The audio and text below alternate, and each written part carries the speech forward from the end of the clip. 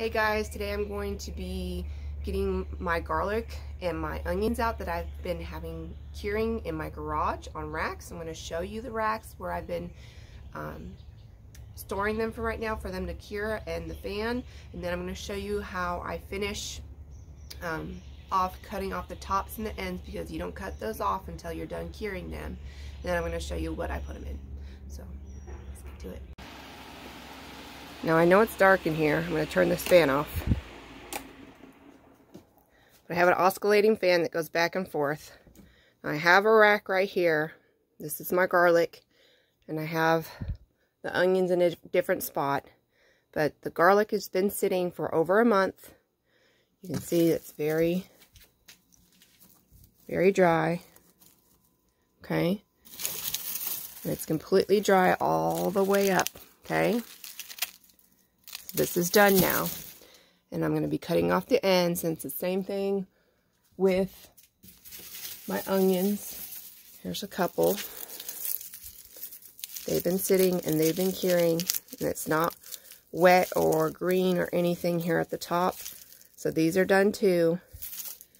And remember, when you're curing garlic, this is in my garage. It's not really cold. It's kind of warm and a little bit humid, and it works fine. And I have a fan just going back and forth, and this is an adjustable fan, so I can put it down and make it I've been adjusting it back and forth for the different levels, up and down, for a month.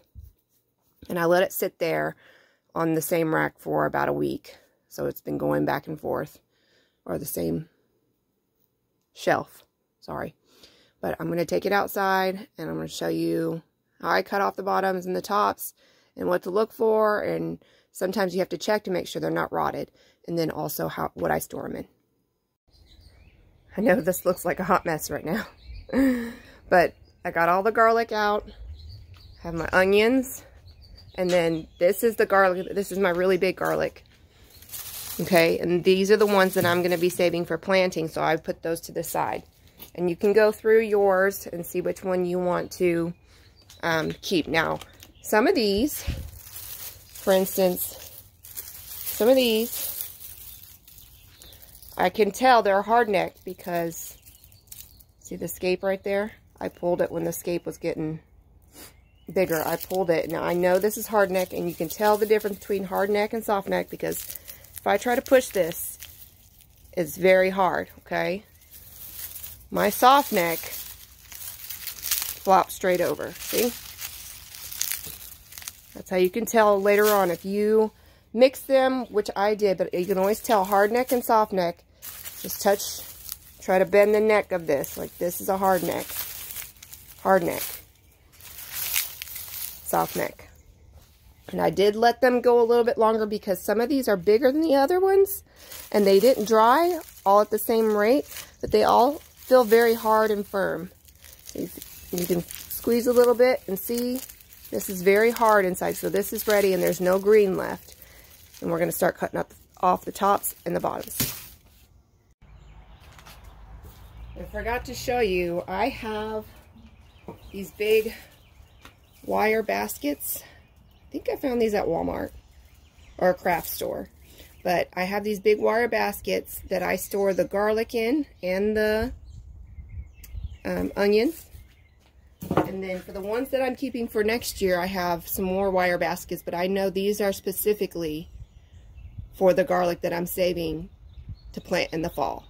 So get you some baskets. Don't get anything enclosed. You need it to breathe, okay? So it doesn't rot. Get something that has a bunch of holes. So what I'm going to do, I just clean my shears, make sure they are clean, okay? You don't want any nasty stuff. Now I'm going to turn you because I'm going to show you how I brought up a wheelbarrow, just because I'm doing this outside and I don't want stuff all over my house. So what I'm going to do is I'm going to cut it, and I'm going to leave just a tiny bit at the top, okay? I'll feel for the top right there, and I'm going to cut it, okay? And then I'm going to start cutting the bottom. Now you can see there's a bunch of dirt in there that will come out, okay? This is why you don't wipe your garlic or spray them down or water them down, because they'll mold. You just pull them straight out of the ground and you let them cure. You cut off the bottom.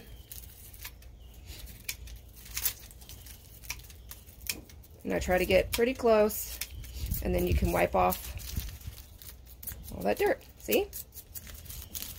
And then now you need to feel them and make sure they're hard. Now this one is hard, and you can see there's no more green.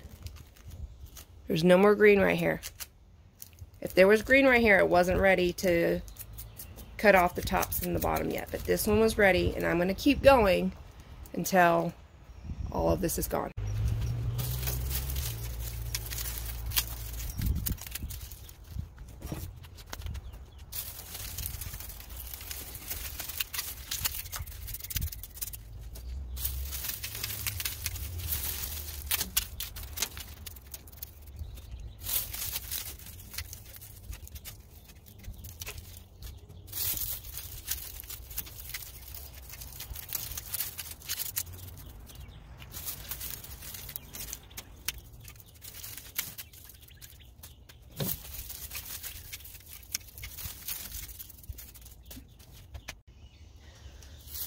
Alright, I wanted to show you some onions before I get too far in, because I have a lot of onions too. So I let this here in the garage with the garlic for about a month. You don't have to let the onions go that long. They were probably done about a week ago or so, but it's not going to hurt them. But you do the same thing as you do the garlic. You cut off the bottoms. And by the way, these shears are Fiskars from Walmart. You don't have to have expensive tools to garden. And then leave a little nub. Cut the nub and feel it and make sure it is firm. You don't want squishy. If it's squishy, it's already bad. So make sure it's firm. And then I just put them in. I'm going to end up putting a ton in here and another one. But I mean, this is what I got so far, and you do it the exact same way as a garlic. That's why I pulled them at the same time. This is what I got out of all the garlic. I have 2 full baskets. This garlic right here is the garlic I'm saving to plant, because you always save your biggest and best cloves for fall. Always. Always save the best ones, because that means you're going to get really good ones next year. All this will be used. I'm going to peel some of it, chop it up, and put it in the freezer to use and break off in little pieces for the winter. I will be using a lot of this in my salsas that I make during the summer. This I will put in the salsa also. I need another basket. This is just my first round of onions. And I wanted to show you this because not all of the garlic was hard. Now remember how I said you don't want squishy, but this one, see how I can push it in? It's rotted inside. Rotted garlic. Get rid of that. Don't put that in there. And this too. See? Whenever you have, make sure you're squeezing it. And if it's not hard and it squishes in, it's already bad. Don't even put it in there. Throw them away. So those will, now I'm going to put all of these downstairs. I have a downstairs that stays pretty cool. And I'm going to put them in a cabinet where it stays cool and there's no light. That's where I'm going to keep these. And I'm going to check them every so often, every couple of weeks. I'm going to check them and make sure they're not rotting inside. And if they are, I take those out. So I just rotate it out, and I'll be using these. The same thing with the onions. And check to make sure they don't rot. You need to put them somewhere cool so that they'll last longer. Now that I'm done with the onions and the garlic, it's the 24th of June, but in East Tennessee we have a really long growing season, and my zucchini and my squash are both eaten up with vine borers. Even though I tried my best to keep them off, there is no tricks to make them stay off. You literally have to kill the bug before it gets to your plant. But I'm going to do a replant, so I'm going to do squash and zucchini. And I'm just going to pot these up real quick and water them down, and then put the seeds in.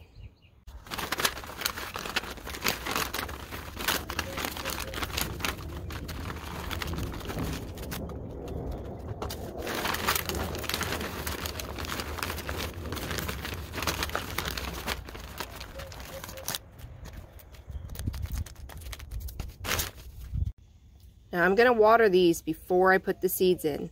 This is a common mistake that a lot of people make, is they put their soil in, their seeds, then water it. Well, a lot of the seeds will wash out, especially if they're small.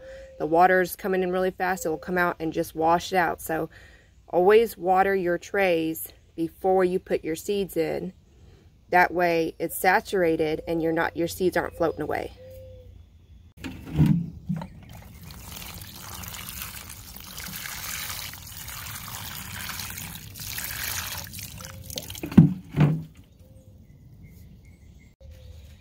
All right, these are both soaked really good. Make sure they're soaked so you don't have to water them for a couple days unless it's really hot. And I just take this is just off of one of my cattle panels that I cut off.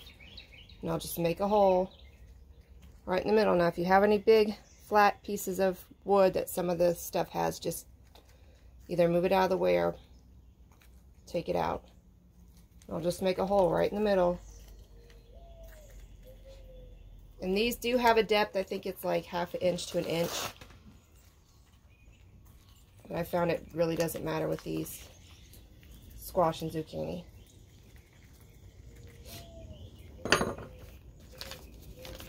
And this is when you want to put a label on them. I'm not going to put a label on them because it's not going to matter.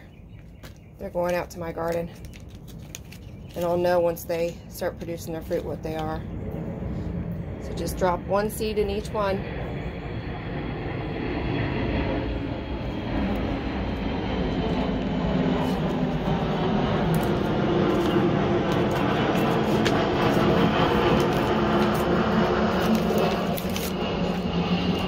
And this is straight neck squash and zucchini. It doesn't tell me the variety of zucchini.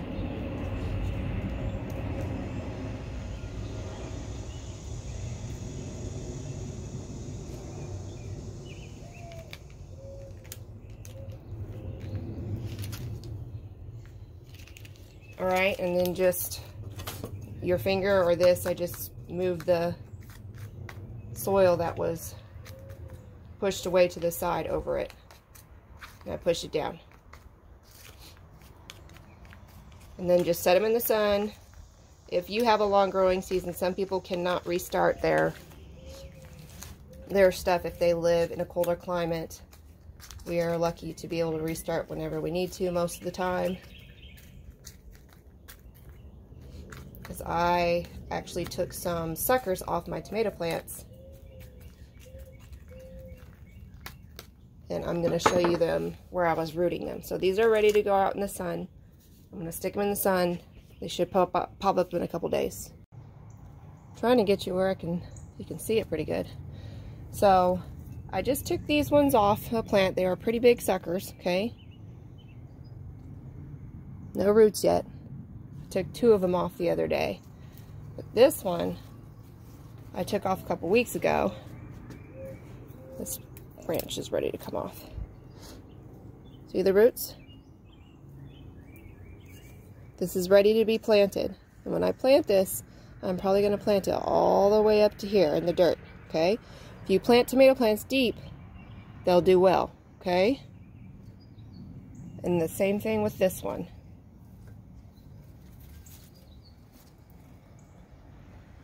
Okay, and I've had these in a mix of sun and shade, and then I started putting them out in the sun for a couple days just so they get used to the sun and not get scorched. But that's another way to get a free tomato plant, is to take off your suckers, root them, and then you have another plant.